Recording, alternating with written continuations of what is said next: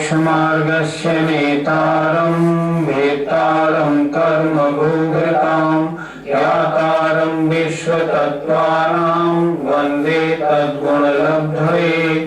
पंच परमेष्ठी भगवान की जय।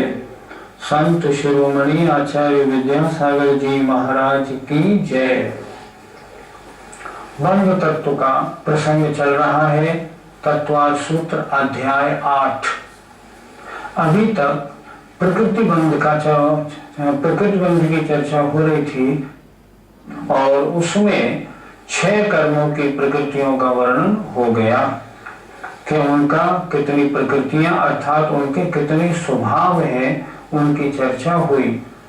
पिछली पाठशाला में नाम कर्म की प्रकृतियों का अच्छी प्रकार से वर्णन हुआ था। अब आज उससे आगे चलते हैं। पहले गोत्र कर्म की चर्चा करेंगे। उच्चैर नीचैश्च,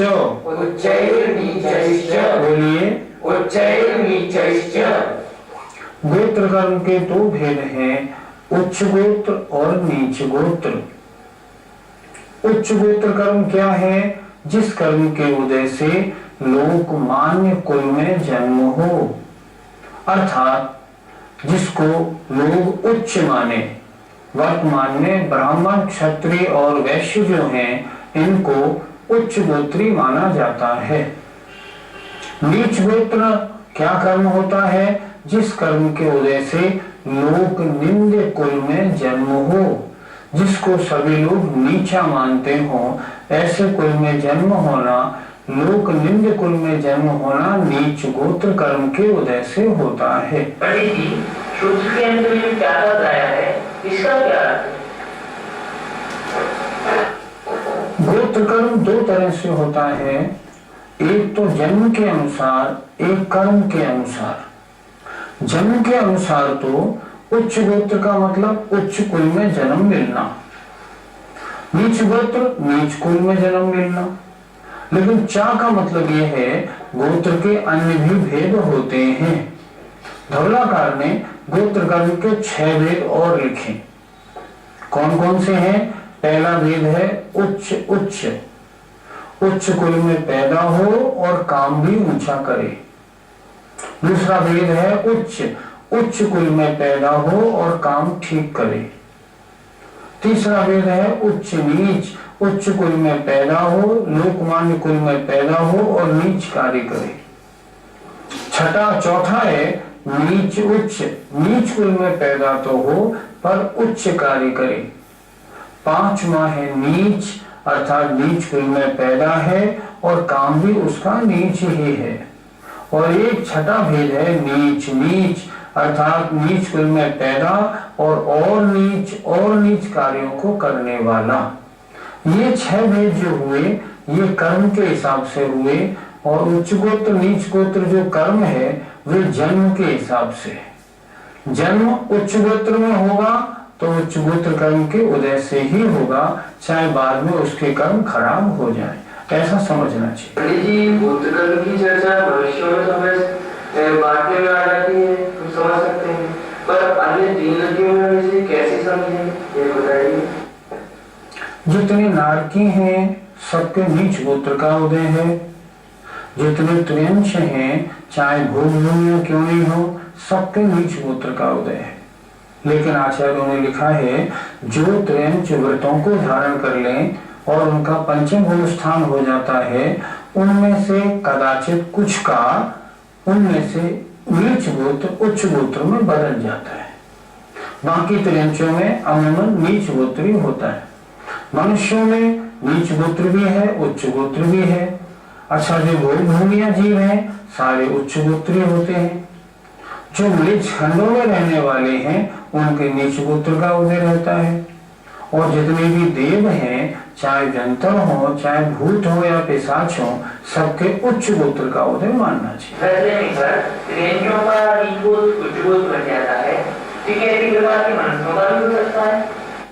देखो, मनुष्यों के बारे में आचार्यों ने नहीं लिखा, ये विषय हमारा नहीं, ये विषय आगम का है। त्रियंचों के बारे में तो लिखा है कि त्रियंच अगर व्रती बन जाए, गुणस्थान 5वां हो जाए, तो नीच गोत्र कदाचित उच्च गोत्र में संक्रमण कर सकता है, पर वहां भी नियम नहीं बनाया कि सभी का कर जाता हो।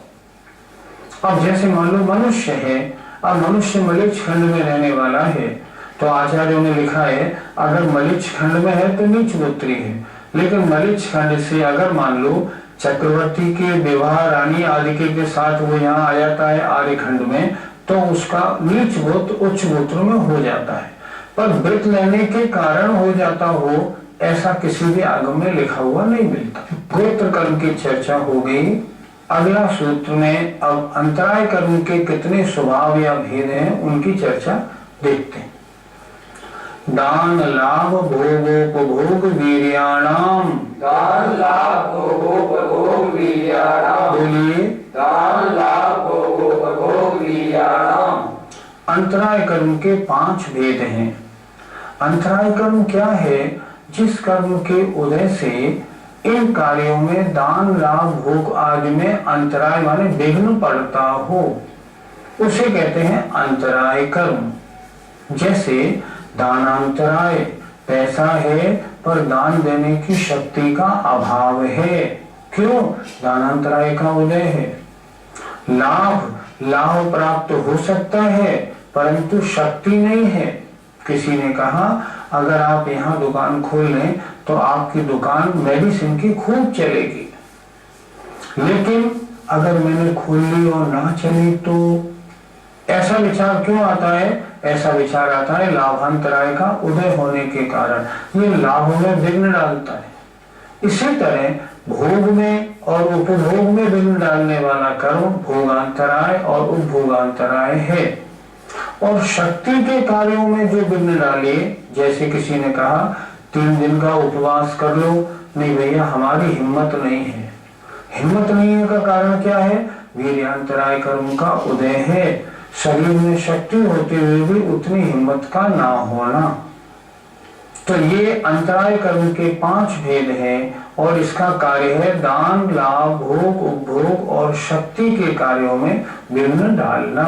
इस तरह इसके 5 भेद होते हैं। अभी जी यदि कोई शराब पीता है या गुटखा खाता है, यदि हम उसे मना करें तो क्या अंतराय कर्म तो बंद होता है?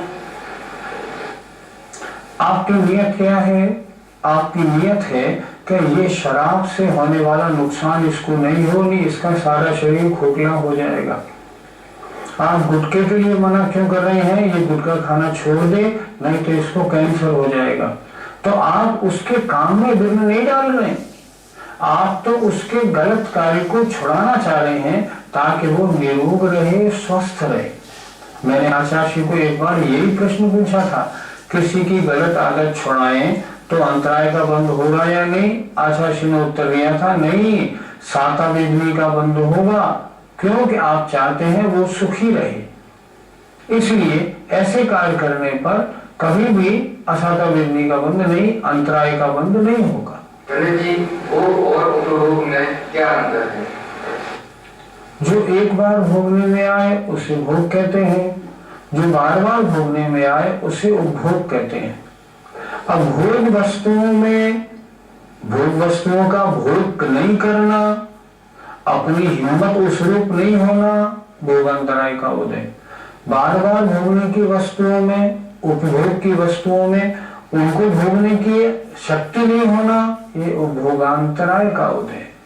वस्तु है पर अभी नहीं, बाद में, अभी नहीं, बाद में। फॉर एग्जाम्पल मान लीजिए आपने एक कुर्ता पजामा नया बनवाया और बनवाने के बाद आप कह रहे नया है, बाद में पहनेंगे, अभी क्यों पहने, अभी क्यों पहने, आप रखे हुए हैं। इसका मतलब आपके अंतराय कर्म का उदय है, आप उसका भोग नहीं कर रहे। यहां तक प्रकृति बंध का वर्णन हुआ।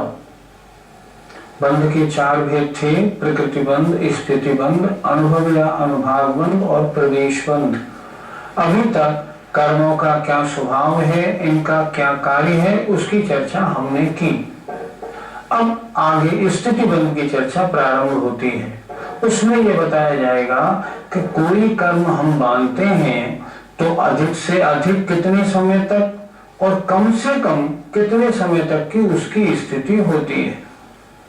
अधिक से अधिक को उत्कृष्ट स्थिति कहते हैं और कम से कम को जघन्य स्थिति कहते हैं। तो कर्मों की, जो कर्म हम बांध रहे हैं उनकी उत्कृष्ट और जघन्य स्थिति कितनी है, इसकी चर्चा अब अगले सूत्रों में होगी। देखिए, आदितस्तिस्रणाम मंत्रायस्य च त्रिंशत् सागरोपम कोटि कोट्यः परा स्थितिः। बोलिए,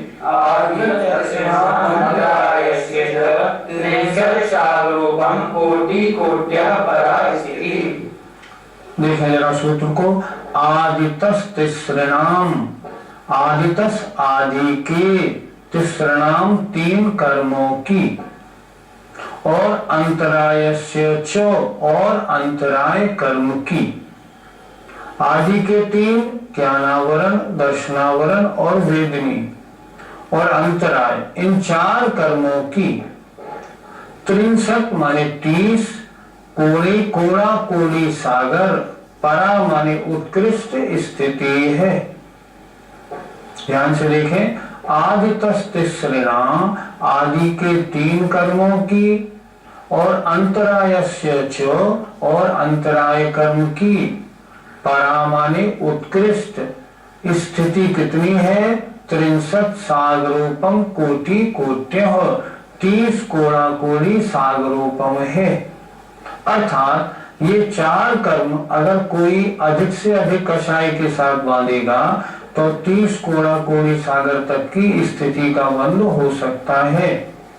अर्थात वे कार्बन वर्गणाएं कर्म रूप होकर आत्मा के साथ 30 कोड़ा कोड़ी सागर तक अपना फल दे सकती हैं। ये इसका तात्पर्य है। मोहिनी कर्म की उत्कृष्ट स्थिति कितनी है, देखें। सप्ततिर मोहिनी यस्य, बोलिए, मोहिनी यस्य, मोहिनी कर्म की उत्कृष्ट स्थिति सप्तति, 70 कोड़ा कोड़ी सागर है। अर्थात मोहिनी कर्म जो आपने बांधा है वो अधिक से अधिक 70 कोड़ा कोड़ी सागर तक आत्मा के साथ संबंधित रह सकता है।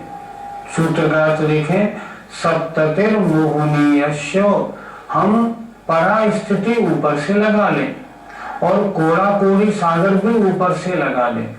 अर्थात मोहिनीयस्य, मोहिनी कर्म की उत्कृष्ट स्थिति 70 कोड़ा कोड़ी सागर है। पंडित जी, यहाँ पे जो कोड़ा कोड़ी शब्द आया, तो इस कोड़ा कोड़ी शब्द से क्या समझना चाहिए?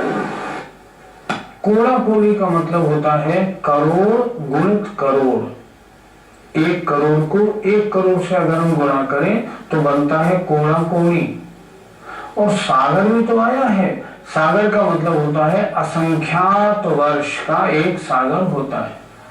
एक सागर बहुत वर्षों का होता है, हम उसे काउंट नहीं कर सकते।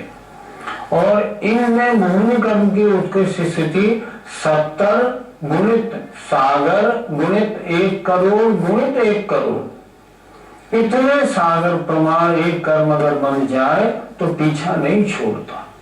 कोड़ा कोड़ी माने करोड़ इंटू करोड़, और सागर माने असंख्यात वर्षों का एक सागर होता है। अगला सूत्र देखें, विंशतिर नाम गोत्रयोः, बोलिए, विंशति माने 20, परा स्थिति ऊपर से ले लिया, कोड़ा कोड़ी सागर ऊपर से ले लिया। नाम और गोत्र कर्म की उत्कृष्ट स्थिति 20 कोड़ा कोड़ी सागर है। नाम गोत्रोः, नाम और गोत्र कर्म की उत्कृष्ट स्थिति 20 अर्थात 20 कोड़ा कोड़ी सागर है।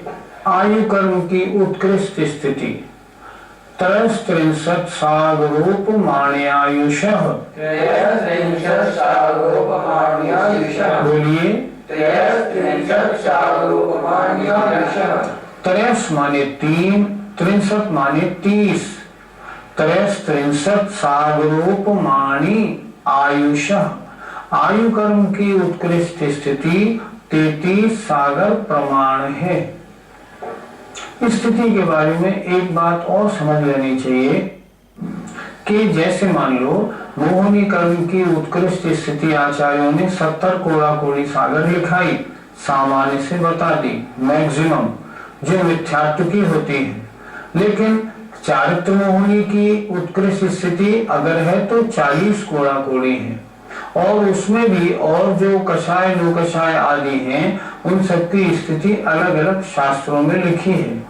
ये तो सामान्य वर्णन है। अब जैसे मान लो यहाँ आयु लिखी है, आयु कर्म की उत्कृष्ट स्थिति 33 सागरोपम है, तो ये हम लगाएंगे 7वें नरक की उत्कृष्ट आयु और ऊपर सर्वार सिद्धि आदि अनुत्तर विमानों की उत्कृष्ट आयु।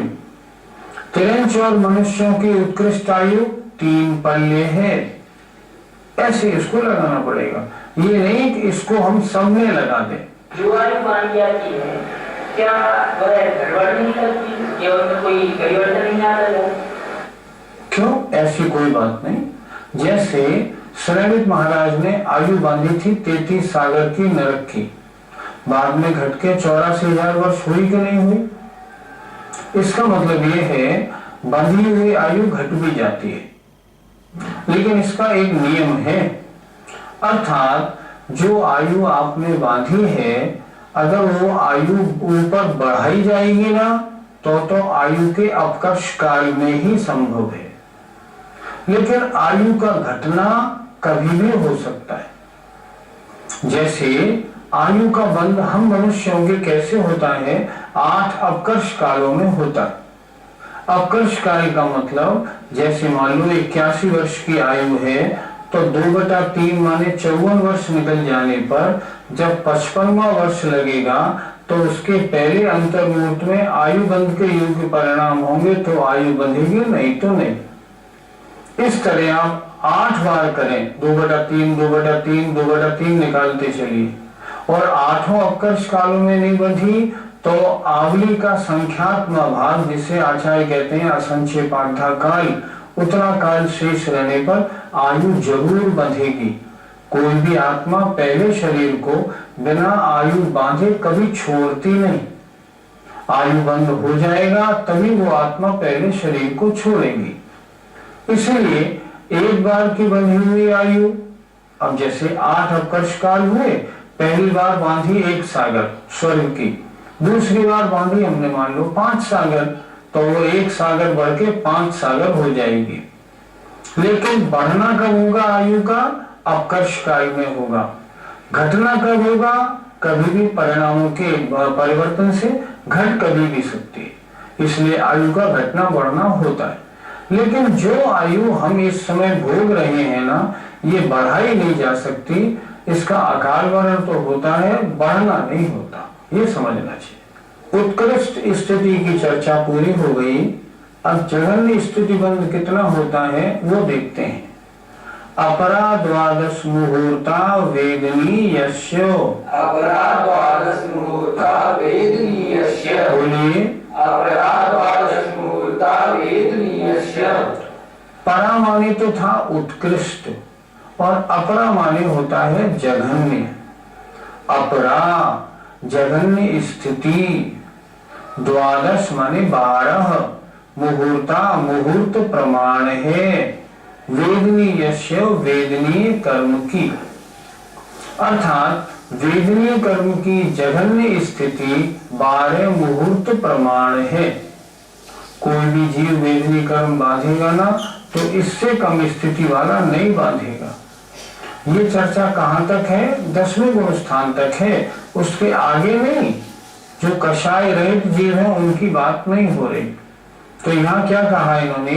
अपरा द्वादश मुहूर्ता वेदनीयस्य, वेदनीयस्य वेदनीय कर्म की अपरा माने जघन्य स्थिति 12 मुहूर्त प्रमाण है।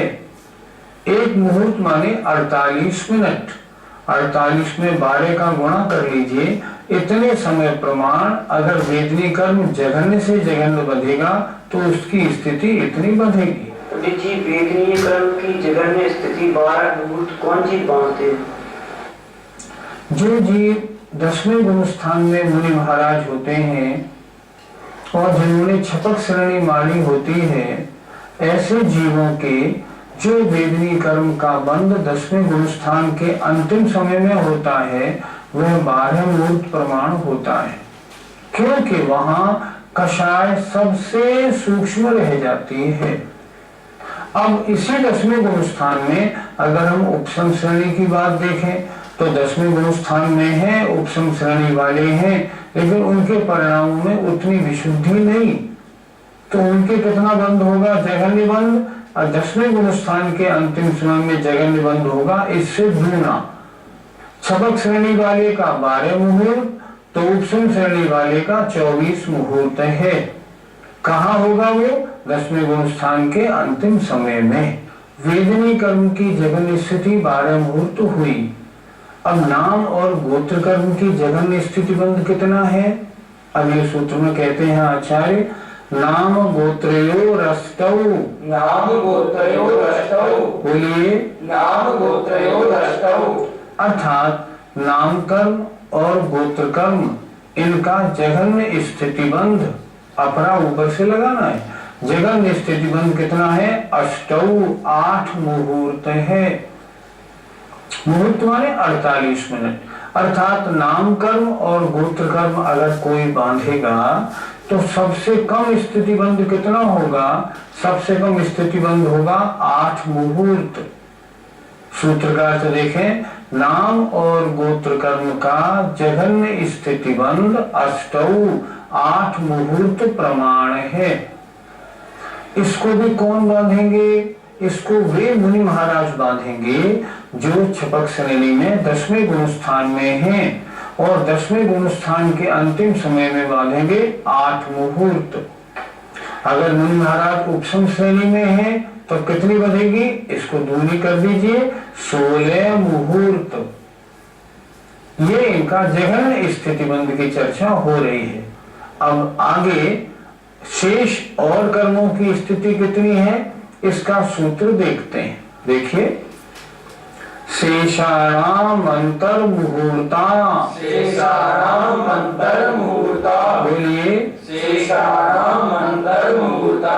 शेषाणाम, शेष बचे हुए कर्मों की, अर्थात वेदनी कर्म की बात हो गई, नाम और गोत्र की बात हो गई। वेदनी कर्म की 12 मुहूर्त, नाम गोत्र की 8 मुहूर्त। अब बचे 5 कर्म और इनका जघन्य स्थिति बंध कितना है? अंतर मुहूर्त प्रमाण है। शेषाणाम, शेष कर्मों का जघन्य स्थिति बंध अंतर मुहूर्ता, अंतर मुहूर्त प्रमाण है।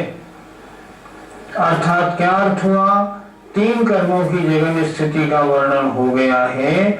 वेदनी 12 मुहूर्त, नाम गोत्र के 8 मुहूर्त, और शेष जो 5 कर्म बचे उनकी जघन्य स्थिति अंतर मुहूर्त प्रमाण है। आपने अभी आयु कर्म के बारे में घटना बताया था, उसी प्रकार से जो अन्य कर्मों की प्रक्रिया है उनमें भी घटना हो सकता है।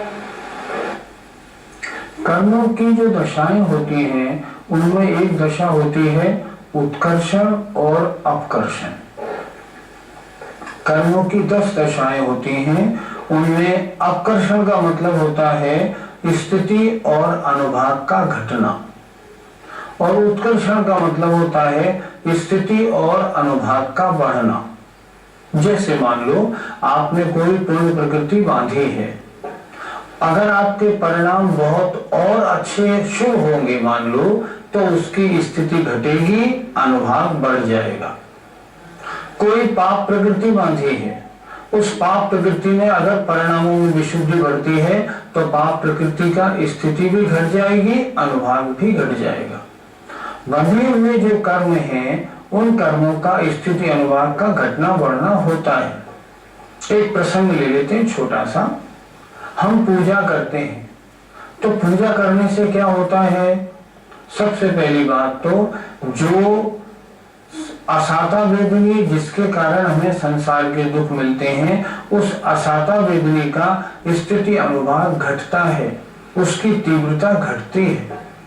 दूसरी बात, साता वेदनी का बंध होता है, और तीसरी बात असाता वेदनी का साता वेदनी में चेंज, संक्रमण भी हो जाता है।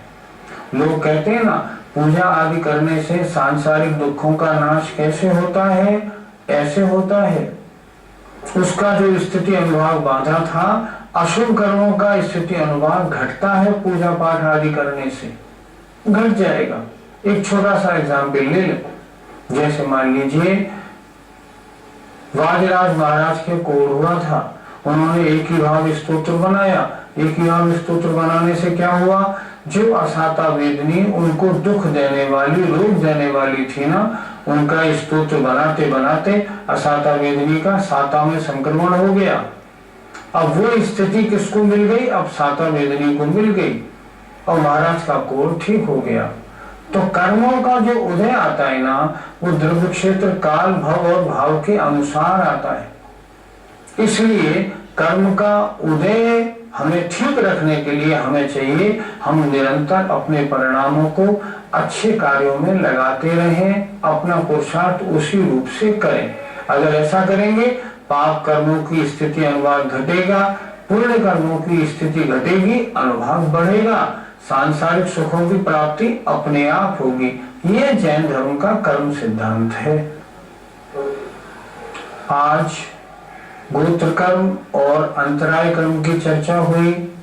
इसके बाद प्रकृति बंध का प्रसंग पूरा होने के बाद ये कर्म आत्मा के साथ कितने समय तक मैक्सिमम और मिनिमम जुड़े रह सकते हैं, उत्कृष्ट या जघन्य जुड़े रहते हैं, आज उनकी भी चर्चा हमने की। हमेशा ध्यान रखें, अगर हम कषाय मंद रखेंगे तो कर्मों की स्थिति कम बंधेगी।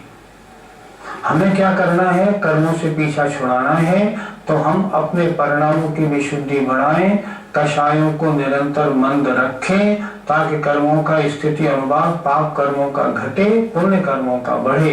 इस 8वें अध्याय का ये सार है। हमें आशा है आपने सुना होगा और समझा भी होगा और जीवन में उतारेंगे भी। समय हमारा पूरा हो गया है। जय जय।